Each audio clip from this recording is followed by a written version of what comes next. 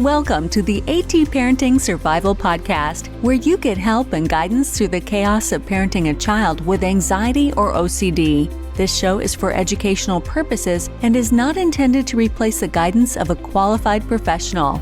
Here's your host, child therapist, Natasha Daniels. Well, hello there, and welcome to another episode of the AT Parenting Survival Podcast. Today, we're going to be talking about the balance, such a hard balance to find, between rescuing our kids and empowering our kids. And it's very hard to find that sweet spot. And most of us kind of do some seesaw parenting to find that sweet spot. And I'm going to talk about what creates some rescuing, what also sometimes creates tough love, which is kind of on the other end of the continuum, and how to find that sweet spot in the middle that actually empowers our kids and builds resilience. Because when we're raising kids, regardless of anxiety or OCD, our ultimate goal is to make them resilient for the things that life is going to throw at them. And we're going to talk all about how to do that in just a minute.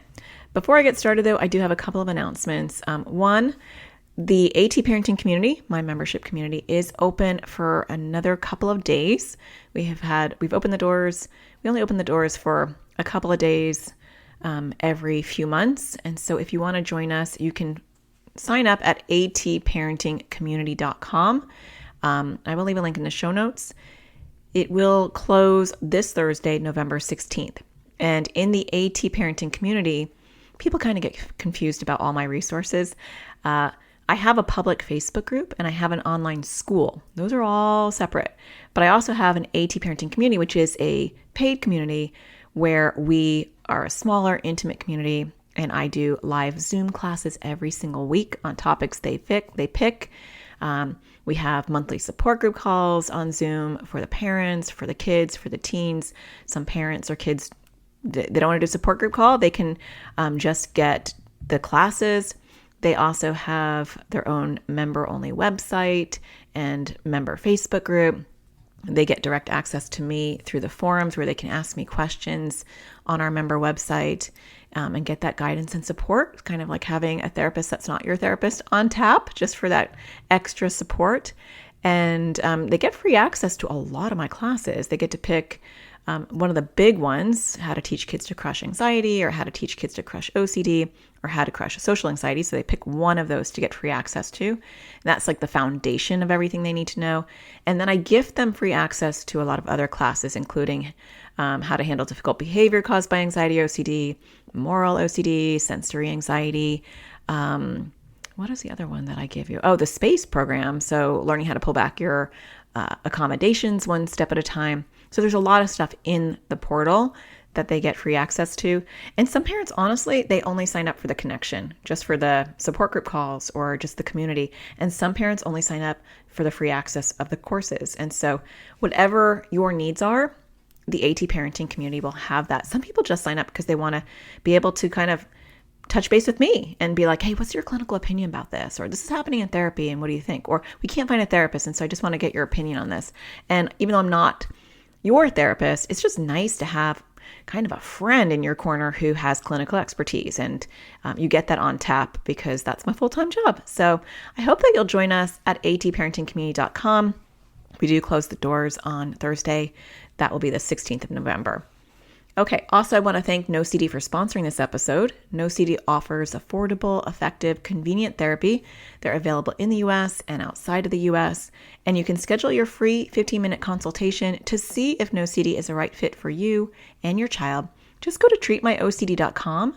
That's treatmyocd.com, and I will leave a link in the show notes as well. We talk about NoCD a lot in the AT Parenting community because one of the first steps that I do is try to educate you so that you are just fully educated on anxiety or OCD, and then, connecting you to resources and getting you into therapy if you're not already, if that is something that you're looking for. And NoCD has really helped with that because there are so many more providers now that take insurance on a global level. So I do really appreciate NoCD.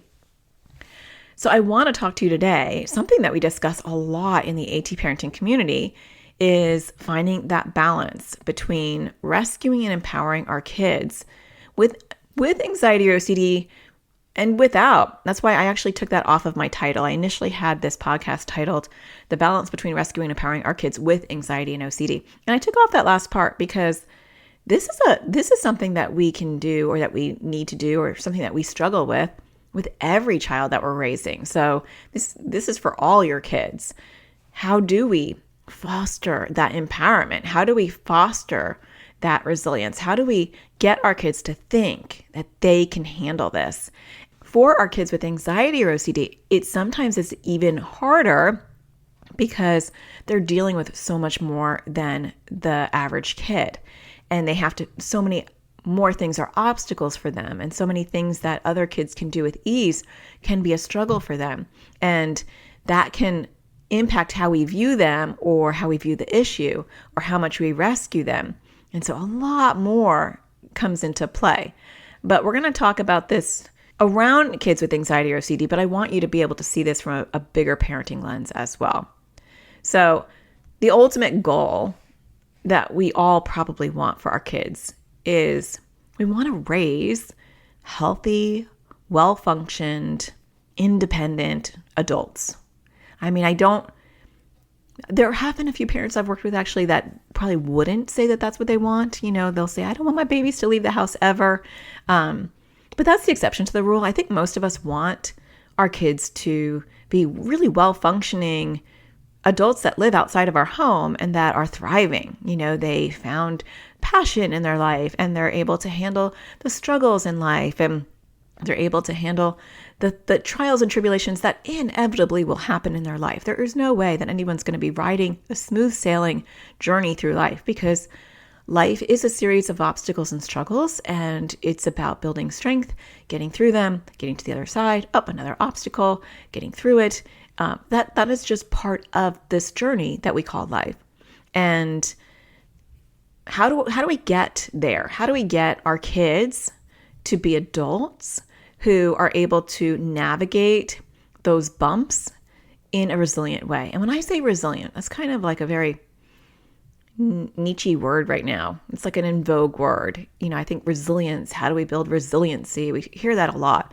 And really, for me, resilience is about having a child who can fall down metaphorically or literally, scrape themselves, and they have the resilience to say, I can get back up. I can scrape off my legs, and scrape off my legs. That sounded really weird. I can scrape. No, let's just throw out the word scrape. That sounds really weird. I can dust off my legs. That's a little bit better. And I know that I can do it, right? I'm not falling down and just crumbling the first moment there's an obstacle.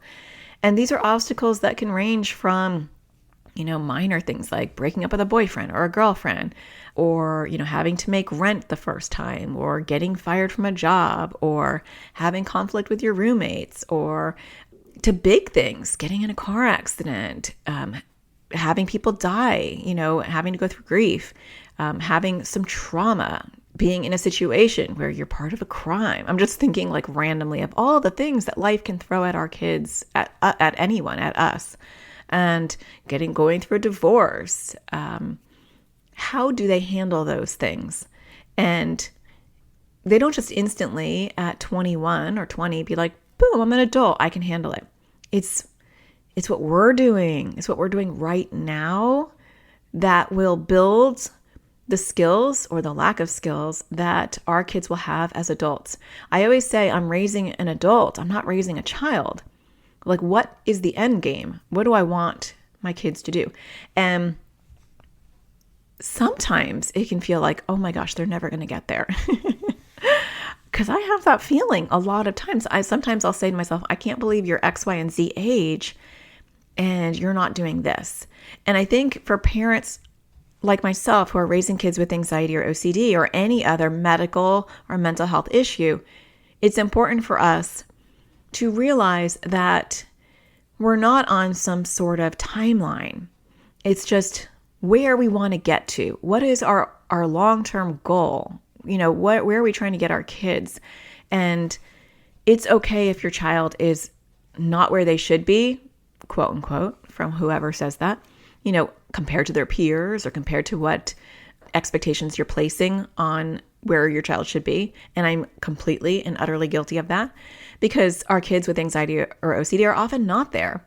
And so they might be socially or emotionally or developmentally behind, because when you're dealing with a slew of issues, whether it's medical, mental, anything, trauma, grief, whatever, can slow down development and it can stilt it. And so it's okay if your kids are not, these beautifully independent, resilient kids, because mine aren't. But I know that I'm trying to get them there.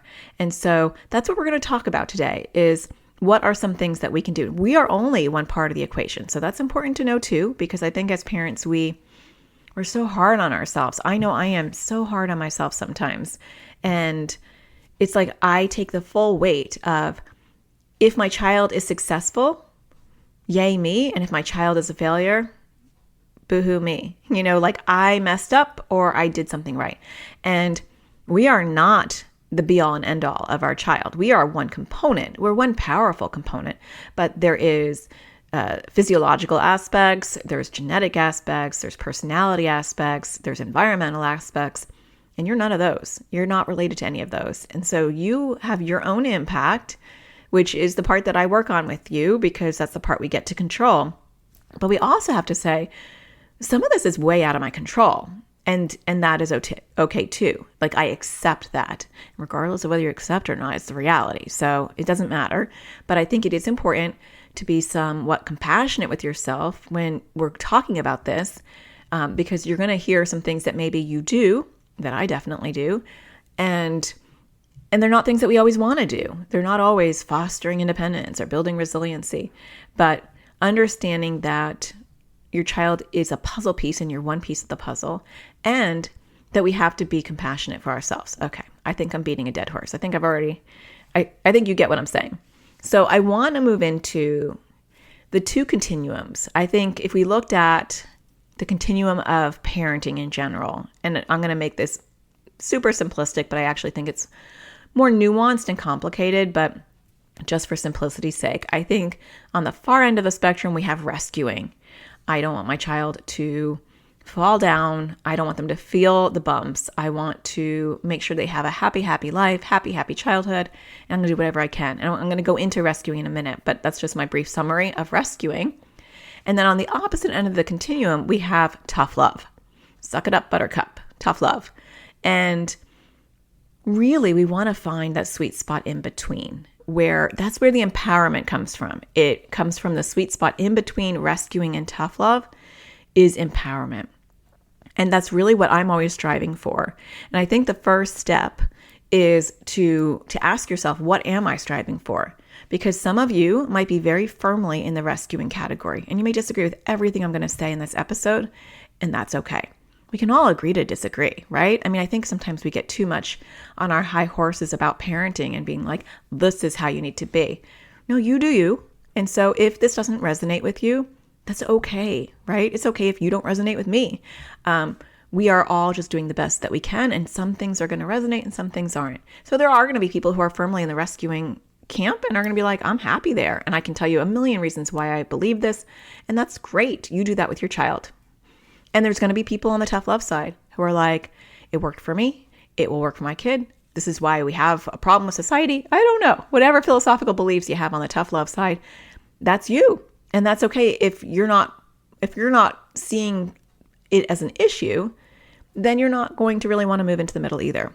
So I'm really speaking to the people that align with the belief that we don't want to rescue or do tough love, but we're finding that sweet spot that our goal is to empower our kids. If that resonates with you, then this whole episode will resonate with you. If it doesn't, then it's okay, right? Because there's going to be people on either end of the continuum that will not really ever see the desire to change. And that is perfectly fine. I feel like most parents sometimes rescue, sometimes do tough love. Like we're all over the place, most parents. I do think that a lot of parents tend to favor one end of the spectrum. And I've also seen some what I call seesaw parenting, which is one parent is a rescuer and one parent is a tough lover, and they try to cancel each other out. And so the parent that's a rescuer says, oh my gosh, he is so tough on her. He is so punitive. I need to soften it. And so they rescue. And then the parent that's a tough lover will say, oh my gosh, she's so coddling. She's so enabling. I need to toughen her up. And so I'm going to give more tough love. And so they really almost like negate each other in parenting. And the child really gets these mixed messages and doesn't get empowered at all because they learn how to kind of manipulate the situation. I have a rescuer. I have a tough lover. I am just calling it tough lover. That is like my language. It's very, very confusing for the child. And so if that's your dynamic, that can be tricky. And that's not what this episode is about, but I do see that sometimes as a dynamic, and doing your own work and going into couples therapy can be really helpful to get you both kind of in the middle ground if both of you are willing to get into the middle ground.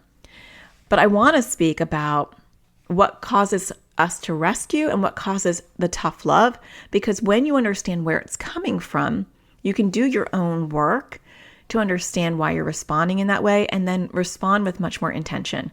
So with rescuing, here are a couple of them, now more than a couple, but here are some of the things that came to my mind when I thought of why do we rescue?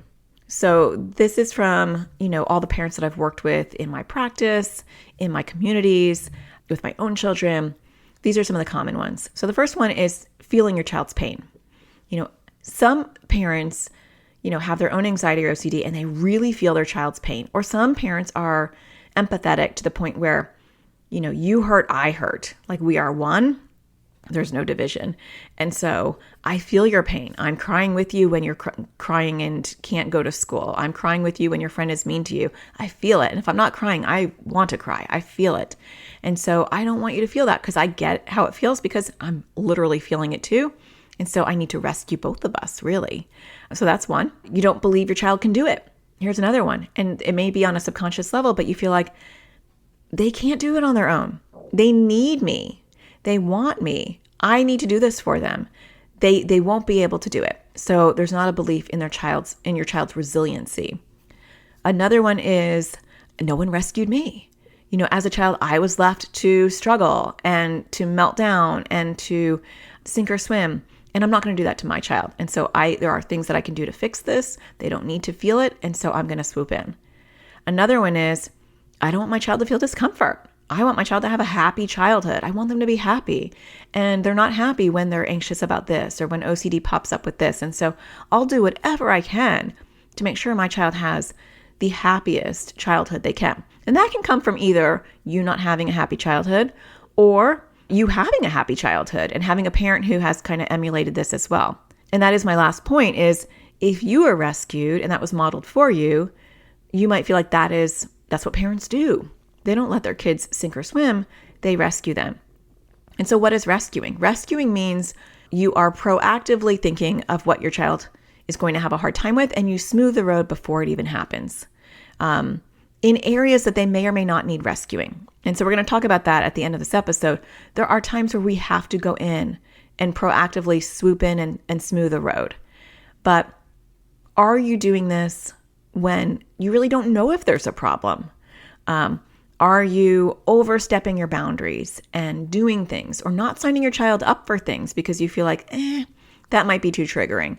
Or your whole house is operated on what will help create the most calming environment that will create no discomfort for your child.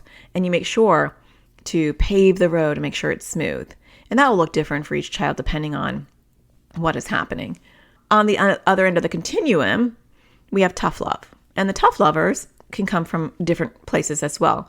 So with rescuing, for me, most of you aren't going to have all of the ones that I just listed. I'm going to go back to rescuing for 1 second. I don't feel my child's pain unless it's social anxiety, and then I feel it because I have social anxiety. So it could be triggering your own stuff. So if my kids have any issues with social anxiety, or it's my baggage and I perceive that they're going to have a hard time with social anxiety, and it's not even like they're not even having a problem, but I would have had a problem, I will try to rescue, or I will feel the pain and feel uncomfortable and want to fix it. So that's an example. I'm going to give you some examples of rescuing, then we'll move to tough love. I was prematurely going to tough love. Another thing that I do that is a me issue is I get anxious about my kids around knives. It's just an intrusive thought that I have. Like, I can see them cutting themselves. I see the blood. I see their hands. I see the finger parts going. It's very anxiety producing for me to see them with knives. And they are old at this point. They are almost 12, 14, and 20. And I'm including the 20-year-old. And I'll say, do you want me to cut that for you? Or here, give me the knife. If they're opening up a package, if they're cutting their food wrong, bagels really make me anxious. I actually bought a bagel cutter. And actually, a couple of days ago, my kid said, Mom, you have created an anxiety in me around knives. And I totally own that. It's true, because I was rescuing them from something that was not happening, something that was making me anxious. And so rescuing could be about you too. So I realized, okay, they are old and I need to let them use knives. And if they cut themselves, then we go to urgent care. Like, babies don't fly if they don't try to move out of the nest. So I want to give you examples of where I'm doing things, that aren't like perfectly empowering, so that you can see that we all do this. Okay, when we get back, we're going to talk about the tough lovers, and then we're going to talk about finding that sweet spot in between.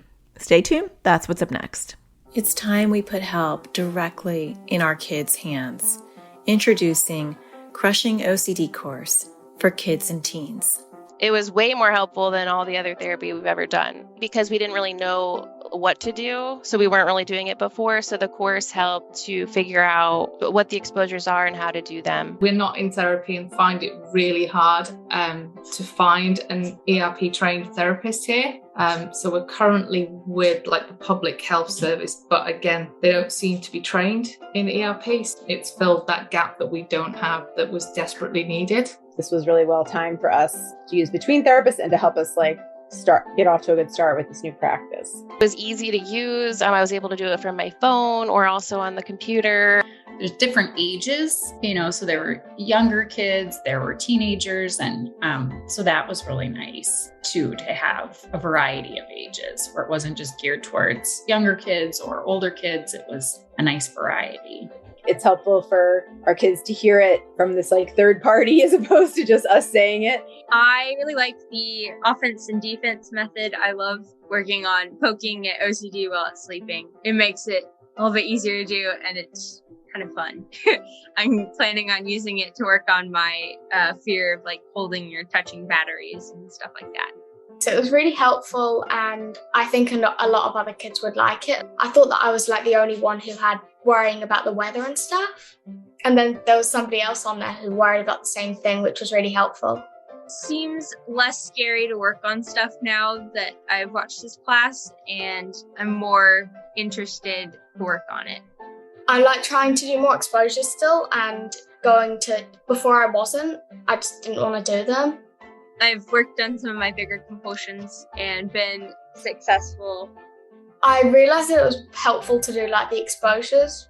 Before it was really, really hard. It's still hard, but it's helpful to know that I need to do them. Before there would be a lot of battles about it. So it is definitely less loggerheads.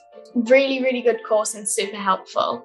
Definitely would recommend this. It's really easy to follow. It's nice bite-sized videos.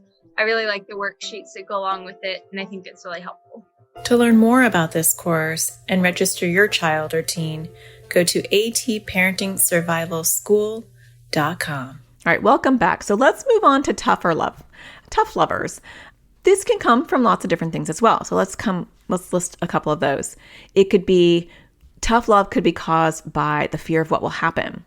And so maybe what anxiety or OCD can look like, or maybe it's something else in your family, a behavior or a quality that you are nervous about your child having, whether it's addiction or laziness or overspending, whatever it is in your family history, you could be operating from a place of fear when you see that in your kids. And so you don't want that to happen. And so you're very, you have a lot of tough love about getting them in line.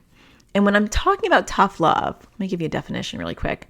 Tough love would be almost punitive. When I'm talking about tough love, I'm talking about punishment. I'm talking about being really stern, very strict boundaries, not a lot of explanations or processing. It's just like, do what I say. It's good for you. I think a little punitive, tough love. That's what I'm referring to when we talk about tough love. Some other reasons why people move towards tough love is they had tough love themselves. They might say, my stomach is really growling for some reason. Hopefully the mic isn't picking it up. They might say, you know what, if it was good enough for me, it's good enough for my kids, or I turned out pretty good. I hear those kind of things a lot of times from dads. I turned out pretty good. It worked for me. I think it'll work for them. Sometimes this comes into like corporal punishment or like, just really, punishing your kids. Sometimes you don't align with it, but it's your fallback. It's been modeled for you. And so in your harder moments, you move to tough love because it's all that you know. It's all that you were raised around. And so sometimes we can go to that. Another one could be that you don't want to coddle them. And so, or maybe this is your partner, right? That says, you're coddling them and you're creating this problem. And when you're too soft on them, then they are anxious about everything. So the answer to their anxiety is just to toughen them up. They need a little bit thicker skin. And so we can do that by kind of throwing them in the deep end or being punishing or pushing them into things that make them uncomfortable without really the processing that we're going to talk about. Another one could be you want to empower them and you think this is the way to do it. And so you recognize that the anxiety or OCD is an issue and you're like, I just want to empower them. And so they need tough love. And the last one that I can think of, but certainly not the only one because these are not exhaustive lists, but another one that I thought of is the pressure from others. I mean, sometimes you get pressure even from a therapist who's like, you need to punish your kids or you need to be firmer, or you get pressure from your partner or pressure from family members or pressure from your friends or just the embarrassment of how your kids are acting. And so you feel like I just need to give them some tough love and make things better. Ideally, we want to find the sweet spot in between. And so empowerment does not look like tough love or rescuing. And I was thinking about how do you define empowerment? What is that sweet spot? So it's not really bringing a little bit of rescuing and bringing a little bit of tough love and getting a combination. It really is, it's not tough love and it's not rescuing. It's empowering. But empowerment kind of sits in between those two. And when I was thinking about this, I was thinking, what are some questions to ask to hit that sweet spot of empowerment? And the first one that came up to me was, I don't want to always jump in and fix it before there's a problem. So I would ask myself, is there a problem right now? Or am I responding from a possible problem, right? And this is actually more on the rescuing end of things, right? When we go in, we swoop in and we're smoothing things out, fixing things for our kids. How often do we swoop in and fix it before there's ever a problem? How often do we not give our kids an opportunity to face discomfort because we feel like they can't handle it, or we feel like it's going to be too big of a problem, or I'm not going to even try. I'm not even going to ask them if they want to go because I know they're going to say no. We rob them of opportunities because we think that it will be a problem. And so we don't really let them even experience it. And so you also want to ask yourself, is my child capable of handling some component of this? And so a lot of times there's all or nothing thinking. And so it might be, I don't think that my child can go to this activity. It's going to be too overwhelming. And so maybe I'm just going to I'm going to just cancel it, or I won't tell my child that they were invited. Or could we ask ourselves, could they handle a component? Could they go for an hour? If they can't go to practice, can they watch their teammates playing? Or if they, I'm just trying to think of examples. It's like, what baby step can they do to get to that discomfort and finding that baby step? And the other question I ask is, what is the least involved I can be while supporting my child?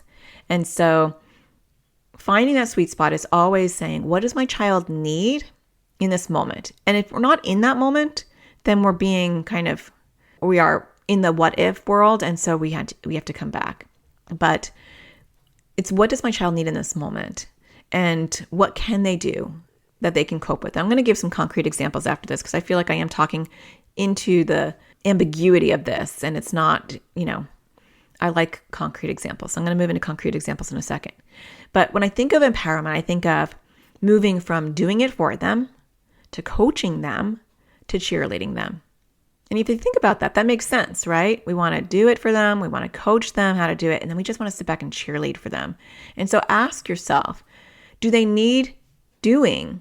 Can I coach them? Or can I just cheerlead them? And that's like a really simple mantra to ask yourself every time you are injecting yourself into your child's issue. And sometimes it might be an hour by hour difference. Maybe in the morning you're doing it and maybe at night you're cheerleading. It doesn't have to, it's not like a one and done. I know at my house, I feel like I am constantly, and it is exhausting, every day assessing, do I have to do this for them? Can I coach them? Are they ready for me to cheerlead? I forget the cheerleading sometimes. Sometimes when it's going well, you're like, oh my gosh, thank goodness, right? Sit back. I can finally relax. And we forget to say sometimes, or I know I do, you did really well. You should feel really proud of yourself. I saw that was really hard for you, but you did it anyway. I appreciate that. So the cheerleading is an important component that's forgotten as well sometimes. But often there are parents that are just on the do-it track. They're so used to doing everything for their kids. And you might be a combination of all three. So let's talk about what this looks like around life, around anxiety and OCD in general.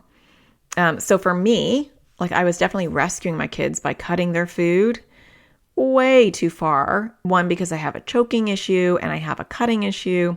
And so it was too overwhelming for me to watch them cut their food. And so I was cutting their food until finally I was like, okay, what am I doing? They're seriously too old for me to be cutting their food.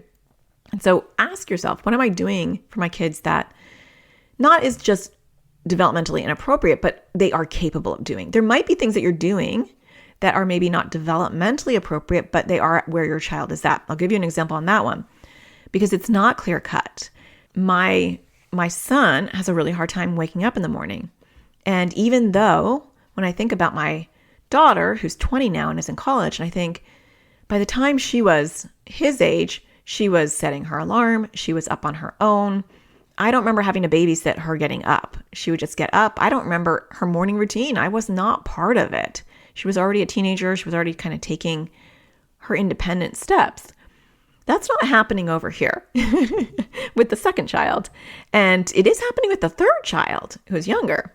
But we can't compare our kids, even though I fall into that sometimes where I get frustrated and say things like, your sister was already getting up, right? I mean, we say things that we're like, oh, I shouldn't have said that. We're all human. But I'm trying to foster independence because the ultimate goal is I want him to be able to wake himself up. And yeah, I'm okay with being, a backup alarm to say, hey, time to get up. But I don't want to have to sit there for 20 minutes and try to get somebody up and then get their clothes for them and then get their breakfast for them. Because the goal is independence and it's not going to happen overnight.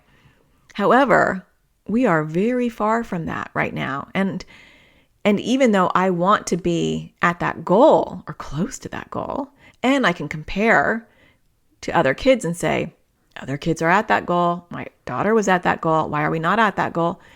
I have had to move into acceptance. And this is kind of like a current thing going on where I had to move into acceptance and say, we're not there yet.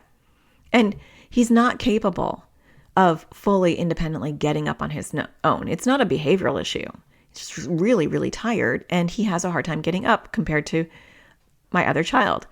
And so where can we go with that? What's the first baby step that I need to do? So wake him up and then give him 10 minutes and then come back and I do a little bit of tough love. If he's not moving, I do a little countdown. Okay, I'm going to count to 5. And if you're not moving, then you're losing electronics. So I do kind of swing into a little bit of, so that's a little rescue because I'm waking him up and I'm babysitting it. And then I'm moving into tough love because I'm counting down. But we're also having conversations of, I'm trying to help build your independence because you're going to be going to high school and then eventually college, and you're going to have to be able to get yourself up. You don't want me to be calling you when you're 30 and being like, hey, you need to get up. You're going to want to have that independence, and it doesn't happen overnight. So I have conversations with my kids about where I'm trying to get them to go. What can I do to help you with this?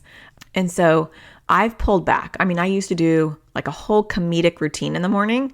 I thought I was really funny. I don't know how funny he thought I was, but to wake him up laughing and to get him to, eventually wake up, by me being funny to him. But down the road, I stopped doing that. And I said, I'm not going to do a whole shtick in the morning anymore, because I need to pull back my involvement. And I'm way too involved in your morning routine than I think should be. And so I'm going to pull back. And so asking yourself, what areas can I pull back and kind of let my child deal with that themselves? When you have an older child, a teen or young adult who's in college or is in high school, they may need to communicate with their professors or their teachers. And what involvement are you at? Do you not even ask your child and you are texting or emailing your child's professors or teachers as them or as the parent even, and working it out between them, or even overstepping socially and talking to your their friends' parents, to smooth out any social misunderstandings or issues that really you want the kids to figure out themselves. And so it's just figuring out, where am I too involved and where can I pull back? That's really on the rescuing end of things, is learning step by step where to pull back, which is really important, and where to foster independence. Because the more our kids are independent, the more empowered they actually feel. The more we rescue them, we are inadvertently sending a message that says, I don't think you can handle it. And so I've already handled it for you because I don't think you can, or I got this. That's what I conveyed when I would say, hey, you want me to open that for you? Or do you want me to cut that for you?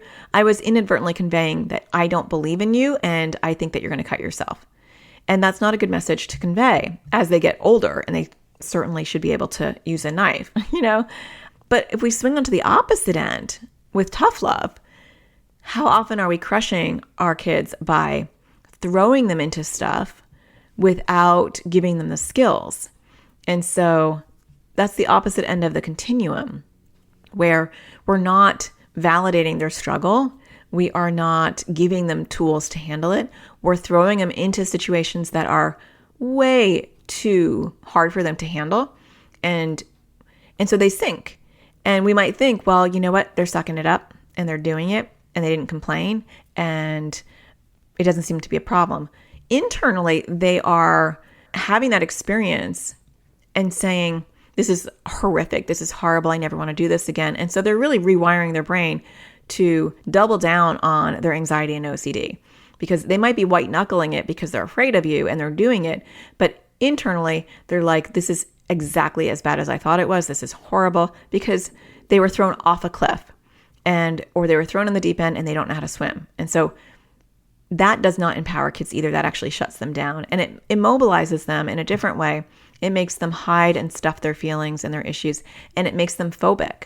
And so as they get older, they're less likely to do anything that you're wanting them to do. They're less likely to be resilient.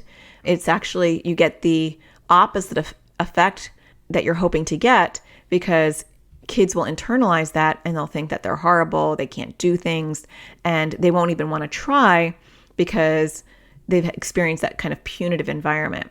It's a bit of a mess, right? Because it's like, oh my gosh, I go a little far to the left or a little far to the right and my child is messed up. It's not as overwhelming as that, really. I'm just trying to give you some of the examples on both ends, but really it's the intention of saying, okay, I want to empower my kids. And so I want to always ask myself, am I rescuing them? Am I doing too much for them? Is there something, can I step back a little bit? And am I being too tough on them? Am I using language that is demeaning? Am I threatening them? Like, you need to do this, or, this is going to happen. And they're not equipped to handle that. I sometimes use some tough love when I know my kids can handle that. I know that when I start to count down after I've already kind of been hovering, waking my son up already, I know that will get him moving. And he'll say, you're not nice. It's kind of funny. But he moves, once the minute he starts moving, I start to move into the empowerment mode. Thank you for getting up. I appreciate that. And I try to remember, and I don't often remember, but I'm trying to remember when he gets in the car and he had a relatively smooth morning, to say, thank you for getting up and thank you for getting in the car, and having a good morning. And it may have been a bumpy morning, but it was less bumpy than the day before. I want to highlight that. I want to cheerlead that. And so sometimes those can be hard to remember too. So this episode was really just to get you thinking about those two sides and finding the middle. Often I swing too far to the left or the right. But I think if we can just hit that sweet spot even half the time, we are doing so much better than we would have anyway, because most of us are just being reactive and not proactive in our parenting and are not saying, I'm trying to empower my kids. I'm trying to teach them to do things that are difficult for themselves. And a lot of times it's much easier to do, these tasks for ourselves, for our kids, because it's messy when our kids do it. They might get too anxious, or they might literally make a mess, or they might not be able to handle it. And so we just don't give them opportunities. But our goal is to really make them feel like they can do it. And that is really important at any age. I mean, when I had a toddler and she couldn't poop by herself because she needed me in the bathroom holding her hand, that wasn't a very empowering feeling for her. And it was very easy for me to just go get a stool and sit next to her and hold her hand, because then she would poop. But she can't poop like that when she's 25, and it was pretty acute, so I had to kind of inch my way out of the bathroom. And so it was letting her know that she could handle the bathroom and, getting to her core fear around the bathroom. We did do that. And then I'm in the door frame instead of holding her hand. I'm still right there, but I'm not holding her hand. And then I'm like, you got this. You are strong and capable, and you are able, and all of the anxiety tools that we use. And then I'm a little bit behind the door, so she can't really see me, but I'm right there. And then I get to the couch and we're singing together, but I'm on the couch and she's on the toilet. And then we praise her for like being independent and being in the bathroom by herself, because she had a lot of anxiety fears around the toilet. And so it doesn't matter what age. Did this with my 20-year-old. There are things that she's having to deal with in college, like rent, roommate issues, professor issues, managing her workload, even physical issues. And I'm not talking to her roommates or calling her roommates' parents or making doctor's appointments for her, in her current state, or calling like the leasing agent, or, she was having some issues with her back hurting, because she is an artist and she has 2 back-to-back studio classes. And so she's always had some muscle issues and back issues, and they are having to sit in like these chairs that are not back supported. My back would die. Anyway, she had to go to urgent care because her back hurt so bad. I didn't swoop in and email her professors and say, hey, my daughter's having some back issues, because that would be way overstepping. Instead, I just kind of talked about the options that she has. I was her cheerleader. Like, I was kind of our coach cheerleader. I was like coaching her on the things that she could do, problem solving, and then leaving it up to her. She figured it out herself. So I don't want to overstep, because when you do that, then you're conveying that message of, you can't young adultish. That doesn't sound right. You can't young adult, like you're not capable. And so you need me. And so we can make our kids more dependent on us than they really need to, or we can squash them. And I'm kind of focusing more on the rescuing, because I feel like parents who take the time to listen to this podcast episode are probably more leaning towards the rescuer than the tough lover, because they're taking an interest in listening to a parenting podcast. That's an assumption, so I could be wrong. But you might be married to someone who's a tough lover, and so they might be listening to this episode because you've asked them to. I am giving you a lot of examples on the rescuing end because I think we're more likely to do that. I can go both ways. I feel like I could tough love a lot, to be honest with you, because I know they have the skills, and I'm like much more of like they live with a therapist, and so they get a little bit of tough love from me, not in a punitive way most of the time, but more of like you can handle the discomfort, you got this, but like not enough empathy, and so I need to work on that. There's something we all need to work on, no matter who we are. So I hope that you found this podcast helpful. Don't forget to leave a review if you're enjoying my podcast episodes. You can do that wherever you listen to podcasts. I greatly appreciate that.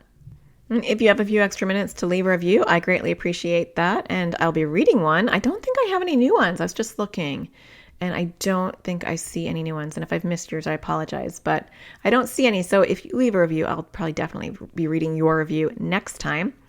Don't forget to join us in the AT parenting community. If you like what I teach in this podcast, it is like this on steroids in the AT parenting community, where we talk about these things on Zoom calls and really dive into it. And we can have a private conversation about how to help your child in our member forums. So you can sign up at atparentingcommunity.com. And don't forget to find the sparkle in everything you do. Take care. I'll talk to you again next Tuesday.